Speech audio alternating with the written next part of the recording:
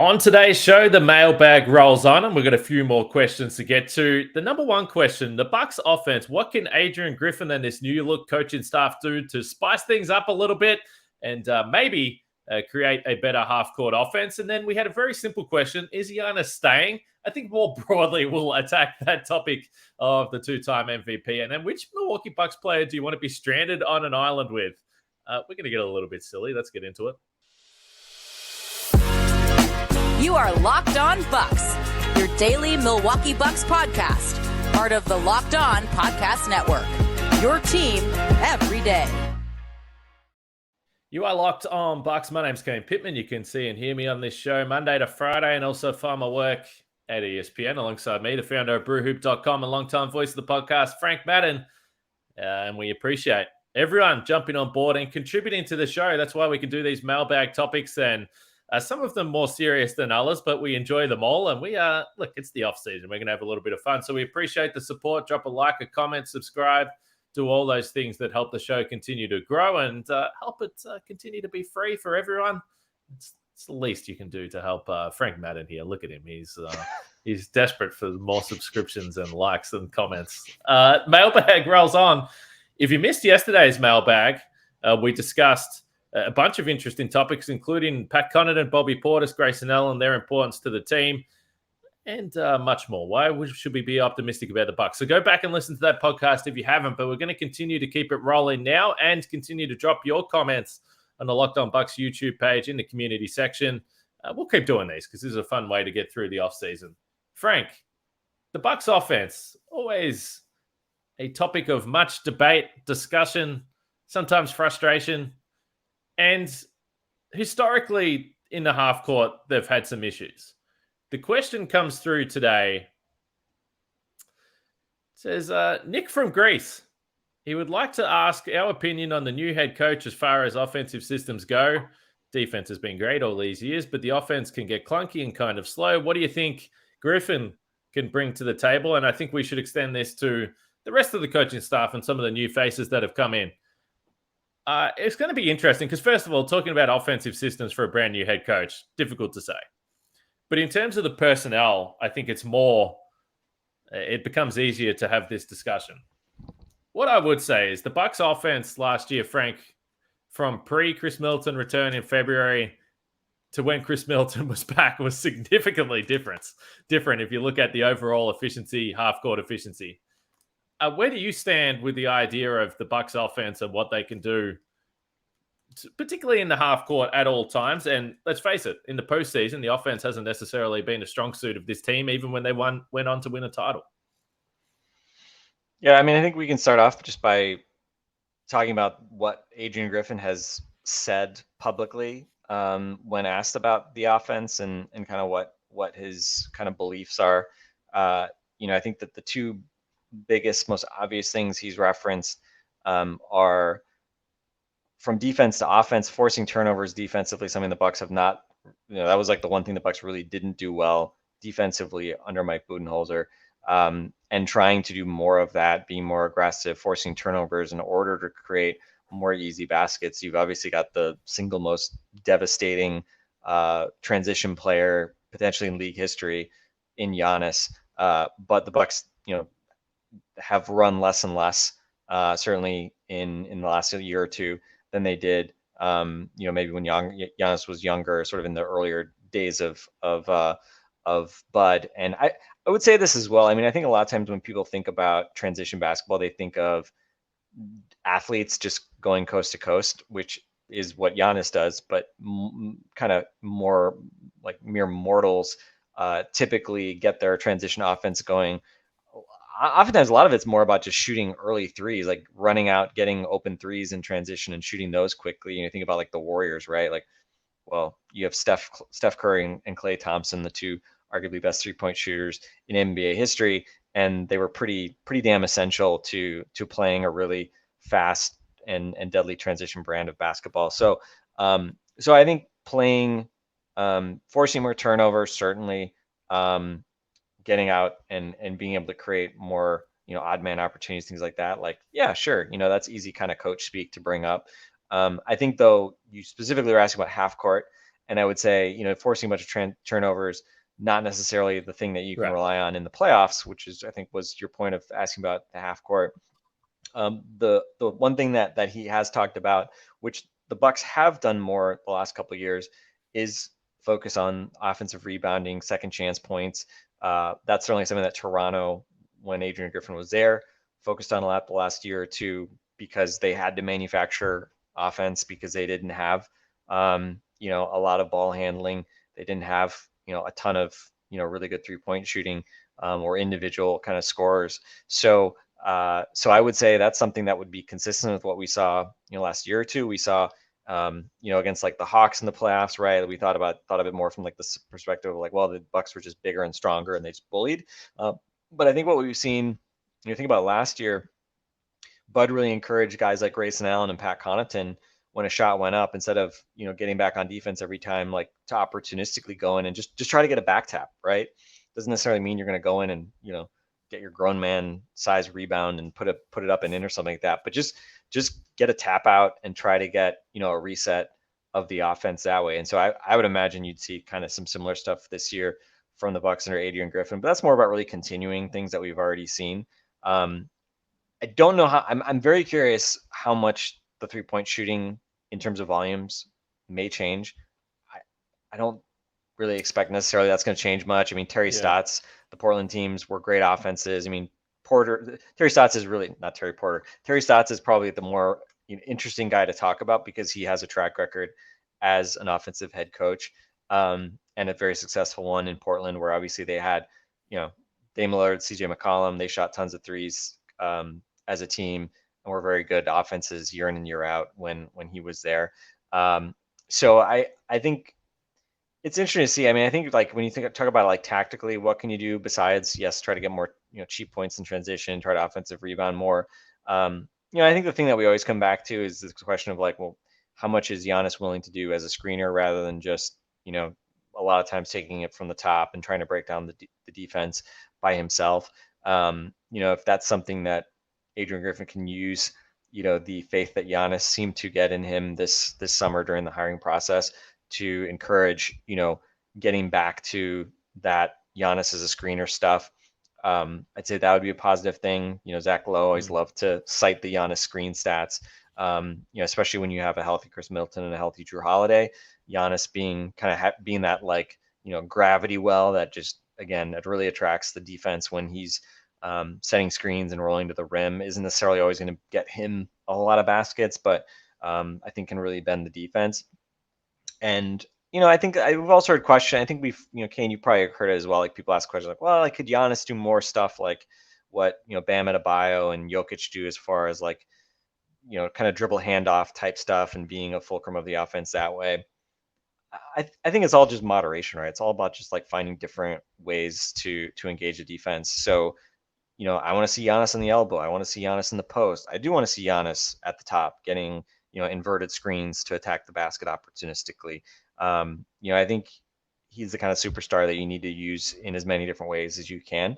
And so I think a lot of it's just going to be around, when it gets into crunch time, just not being too predictable. And, you got to just be able to use the fact that you've got 3 really dangerous players between Chris, Drew, and Giannis. And, we've seen them, like Bud would use that kind of Giannis at the post, kind of 3-headed monster action, or Giannis at the elbow, and, throw it past to Giannis, and you can run a bunch of different actions off that with those guys. So, again, how quickly we'll learn whether the offense is quote unquote fixed.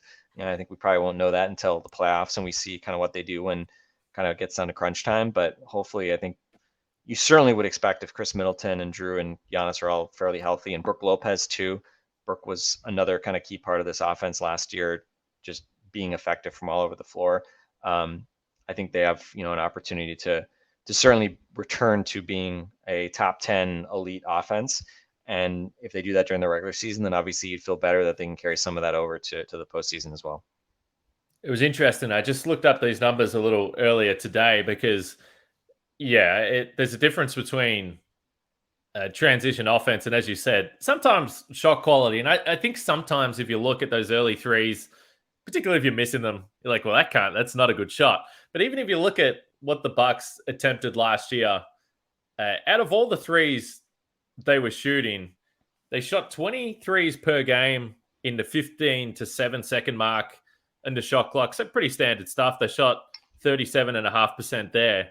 But they actually got up around 15 threes per game before the shot clock even hit 15, but they were still very efficient on those. They shot like over 37% on those early shot clock threes. So even though sometimes the misses don't look great, the numbers suggest that they were shooting a pretty high efficiency. I know we spoke a lot about Javon Carter last year. And just the last point, we do get a lot of comments about the Bam and Jokic stuff, even, through the postseason.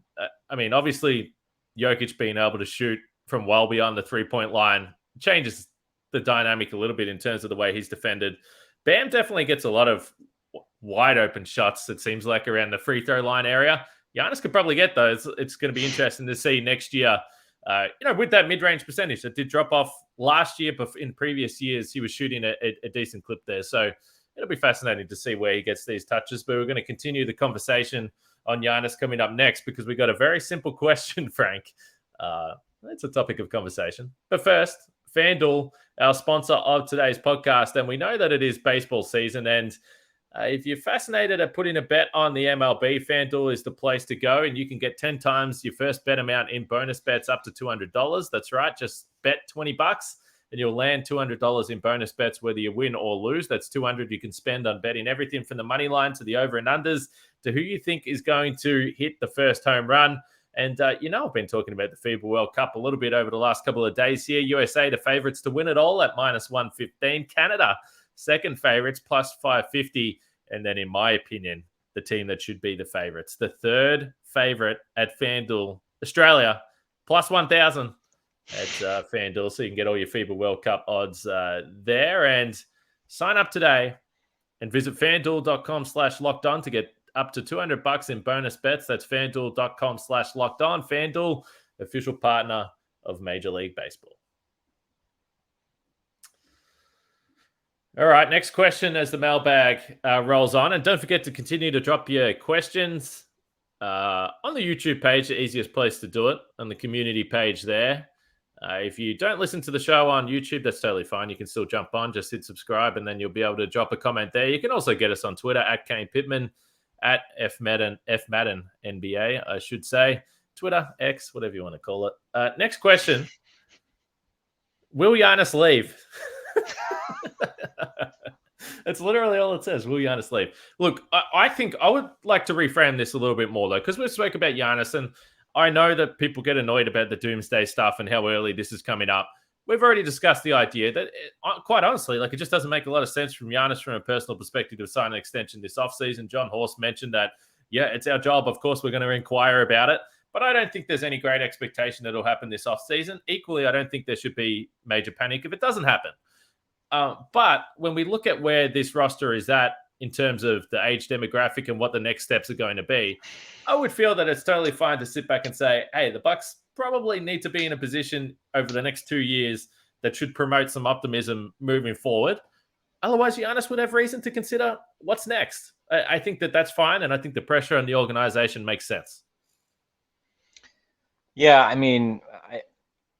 I think anything happening, in the next year doesn't really seem like that could really be in the cards, right? I think we'll see. Why would he do that? Yeah. I think, again, you have a new coach. You never know what's going to happen with the new staff, right? It's Giannis's kind of handpicked head coach, so you would expect he'll be hopefully patient with Adrian Griffin. Adrian Griffin seems like, a gem of a guy. If they had hired Nick Nurse, I could have foreseen, who knows, maybe there's some friction with Nick Nurse, right? Wherever it might be. But I think in general, don't see an extension happening. It doesn't really behoove Giannis to do that, especially if he wants to keep the pressure on ownership and the front office to keep investing and paying, to have as good a product as possible. So I think, to me, it comes down to, where you are in the fall of 2024, and because then you're basically entering an expiring contract type situation. He's got a player option beyond that, but there's not real. the way the cap is going to be going up, I don't think there's a whole lot of reason for him to take that player option. I think he'll opt out and he'll make more money that year. $300 million deals. Yeah, I know, seriously. So, so I think it's nothing really to panic about in the next year. And I would say, I feel like I've always tried to be realistic. An entire career is a long time. People's opinions change. We've seen lots of stars who say they're not going to leave. They want to be someplace forever. And, things change and they evolve, think about, to our listeners, right? Think about what you were like when you were in your mid 20s versus what you're like, in your early to mid 30s or something like that, right? I mean, people change. So I won't begrudge Giannis if he, feels like at some point, he wants to go to a different place, play in a different city, right? I think for Giannis, I think he's far less likely to have kind of the Wanderlust sort of issue that some guys get, because he's won a championship here. So there will never be that same pressure that someone like Dame Lillard faces, right? Like Dame Lillard, oh, you haven't won, you can't win, you're never going to win a championship in Portland, right? Well, Giannis has won a championship in Milwaukee. And I think Giannis is obviously on a different level than a Dame Lillard in the sense that, Giannis is he wants to win multiple championships. And what would that do for his legacy, right? He obviously is super hungry to win more titles. He's not going to sit back and just say one's fine. Dirk won one. I'm good. I can just kind of right off into the sunset. But he's won one, and that's, makes a big difference. Very different from if you're Joel Embiid.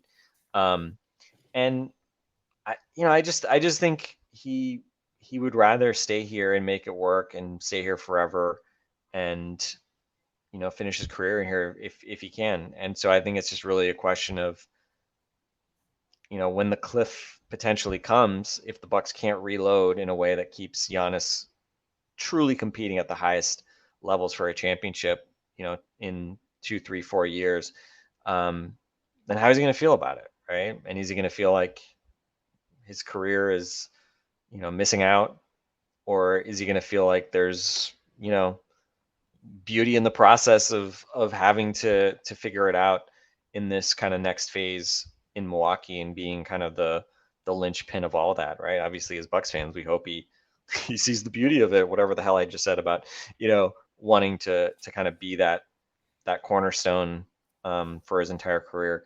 But I don't know. I think if you asked me to put a percentage, what are the odds that Giannis retires as a Buck, I would probably put that under 50%, just because, again, that's hopefully going to be, he hopefully has a very long career ahead of him. But I don't think it's far below 50%. And I think the odds of him signing an extension at some point before he hits free agency, potentially in a couple years, I think that is above 50%. I think that's, I don't know, 70%. I don't know. I don't know what the number is that, but that is might be the number that I'd kind of throw at the wall. So I think it's a good bet. But I don't think it's a slam dunk, because again, just stuff as we've seen, right? Milwaukee, thankfully in the last 5 years, I mean, things have not changed all that quickly, right? They've been consistently good in the regular season. They've kept, most of that same core, and year in and year out, they've had a chance, even if they've obviously have, not always come close to fulfilling that promise. But so yeah, let's check back in a year. But I think hopefully, things go well enough that he feels like, yeah, it makes sense to lock in. And I think the other interesting thing too is what we're seeing with these star players now is a willingness to just take the money and then worry about if you want to move later, right? We haven't seen, sort of the superstar wait for free agency and then just go wherever they want to a team that has cap space or do a signing trade, whatever it might be. So that trend could also be a positive in the sense that, it makes Giannis less concerned that, well, I can't sign because I need to be able to become a free agent, right? So I think that's maybe it makes us think about it a little bit differently than we did thinking about like to the decision, right, with LeBron, where it was like everything was counting down to unrestricted free agency for LeBron, and same thing then happening when he went to Cleveland the second time. Things have changed obviously a little bit different, and it wouldn't surprise me at all if Giannis signs a contract, and I mean, probably there would be an understanding. I think there probably was one when he signed the last contract, that if the Bucks kind of screw it up and can't put a team around Giannis, and he feels like it's time to move on, that they're not going to, treat him like a hostage about it. They won't necessarily send him exactly where he wants to go, right? Like that whole question we're now seeing with Portland and Miami over Dame. But I would guess that if Giannis asked for that, he said, "Hey, I'll sign this extension. I feel good about this. We have a great partnership, but if things go off the rails, if we can't compete for a championship, would you help me potentially move on to a destination where I could?" I mean, what are you going to say if you're John Horst and Bucks ownership, right? I mean, if that's what it takes to get him to sign the extension, you sign the extension, you hope that you don't have to cross that bridge. So yeah, I mean, lots of flavors to this, but I would say I still have macro optimism, even if I think you have to be realistic about where this Bucks roster is headed, and there's obviously a fair bit of uncertainty sort of the further you look out past the next year or two. So, a couple of quick things to tie this one together. First of all, you did mention it, but yeah, I think Giannis, like clearly at this point in time, is going to be loved forever here, no matter how this plays out moving forward. Secondly, if he does sign a long-term extension on that big money and then decides a year later he wants to be traded, it's better for the Bucks anyway, because they'll probably be able to get some serious stuff back for a Giannis still in his prime. And then the other reason why I still just feel optimism, and this is going to be a talking point, and I think we try to do it from a more realistic lens than what you're going to see from elsewhere over the next couple of years, but which will be mostly doomsday. But I think the other point is that, and this is one of the reasons why I love Giannis, I think we all love Giannis, because there's a bit of like FU in him where he's just like, hey, I'm the man in Milwaukee, and you guys keep joining together. I'm going to win again here and be the man. And I could see a superstar coming to Milwaukee, which I know feels weird to say, to play with Giannis, but I think that's more likely than Giannis going to team up with Durant or whoever it is elsewhere. But time will tell on the Giannis one. Bit of fun coming up next. Which Buck would you want to be stranded on an island with? We'll get to that next. All right, let's tie this thing up with a question that says, if you were stranded on an island and could have one current Bucks player with you, who would you choose?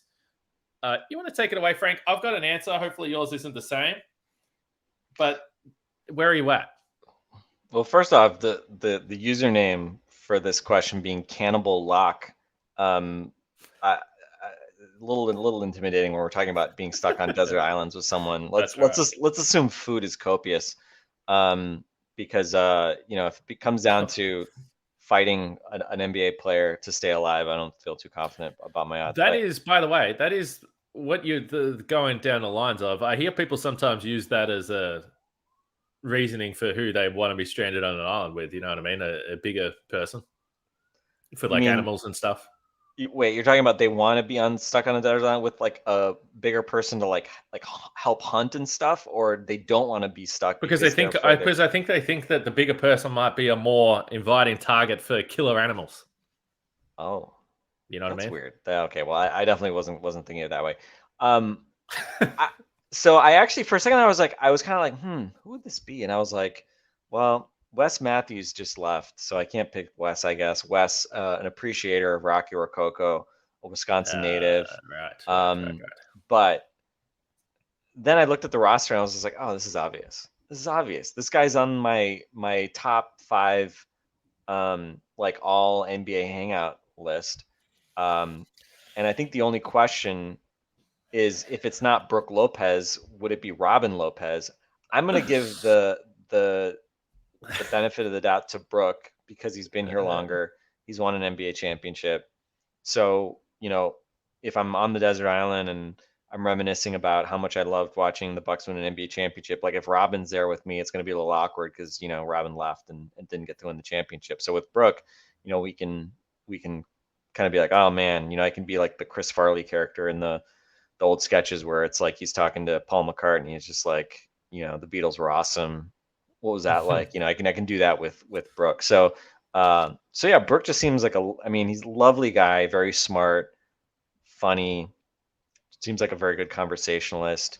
I think you'd want to be, you don't want to get someone who's like maybe like, like other guys who are like have good personalities, like former Bucks, Jared Dudley, Jason Terry. Love those guys. Maybe could get a little annoying. I don't know, right? Maybe, I don't know. They talk a lot. I feel like Brooke would be a really good balance of funny, interesting, but like also I don't think he would be annoying in any way. I would probably be annoying to him, but I was about to say it's kind of interesting you talking about people being annoying because they talk a lot. I know.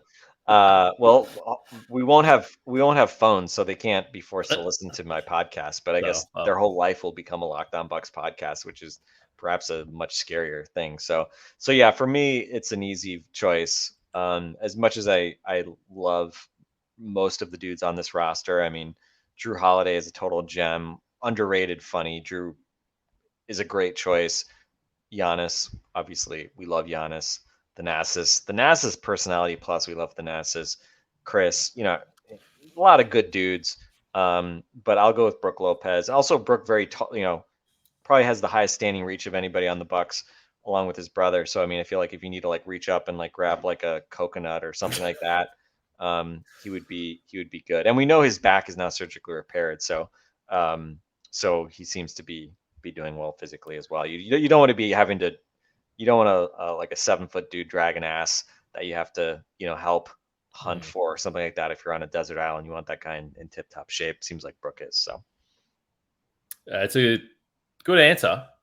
We definitely looked at this differently though, and this might be just me. I'm just I'm an optimist though, so I don't know why I'm feeling like I'm on this island and about to die at all times. And I also live in Australia, so you would think that it just wouldn't bother me. But I was actually thinking from the perspective of, and again, I'm assuming that you're friends with these people or you become friends with this person. So Brooke Lopez.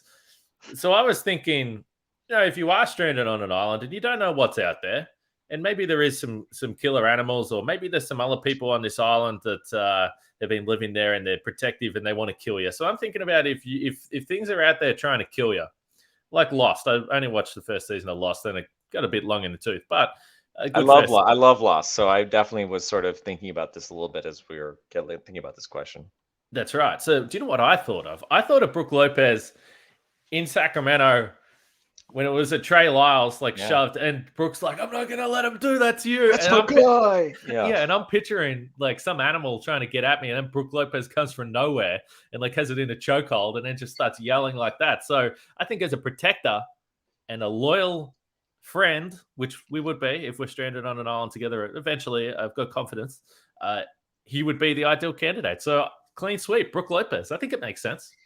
Bobby Portis is the other guy that I think deserves a mention here, because if you want to talk about like somebody who, could maybe scare like a wild animal with his intensity, like Bobby, you could get his eyes bulging. No doubt. He could probably maybe, scare off something. And he is younger than Brooke. Very good injury history on Bobby, and I feel like Bobby would be very fun to just sort of shoot the shit with. But yeah, so Bobby can't go wrong. Brooke's also like into, animation and stuff. Like he maybe like draw you some cartoons on the beach with a stick or something like that. But yeah, a lot of good options there. I think Bobby. I wanted to make sure I mentioned Bobby because I think Bobby could be a good option there as well. Definitely could throw himself in there if the random Lost Island polar bear comes bounding out of the woods. I feel like Bobby Portis wouldn't back down from it. That's right. But long story short, that's a beautiful question. And that's what we're looking for in the mailbag. We can have some serious basketball conversations, then we can get a little bit silly as well. Well, here's a question. If this was about last year's roster, would you have picked Joe Ingles? Given that he's Australian and you guys have you guys sort of know each other a little bit. Like, would that have been enough? Like, I feel like if you could relate to anybody on last year's Bucks, it obviously would have been Joe Ingles, because you're both Aussies. He talks a lot of shit. He's a funny guy. Seems like a good dude in general. So, let's rewind a little bit. If Joe Ingles is included, are you including Joey? Well, it depends because I think there's two versions. Like, there's obviously the incredible family man that we've seen, and dad and parent and everything he's gone through with his family. But then there's also the Joe Ingles that's the biggest trash talker in the NBA, and he's quite clearly a pest. And so, if you get pest Joe Ingles on the island, you're probably over it in 3 seconds. So I don't know. It's like, no, I think I'll stick with Brooke. I don't know. That is a good question. No, I probably would go with Joe. Just let's be honest. All right, let us know what Buck you want to be stranded on an island with. If we expanded this to all of the NBA, yeah, I feel like Steven Adams would be, if not the top of the list, close to it, because A, funny guy, good dude, and then B, if you want to talk about a guy that could go like, hey, we need to eat, Steve. Can you go? We got to go hunting. I feel like he could just like disappear into the jungle and go kill like some large animal and just rip its arms off and come back, and you'd be doing pretty well. Steven Adams, what an absolute legendary figure he is. All right, let's wrap it up. Let us know what you thought about today's podcast and keep the mailbag questions coming. We will continue to roll through them over the next few weeks here in the off season. We appreciate the support and the laughs on today's podcast. We'll speak to you guys tomorrow.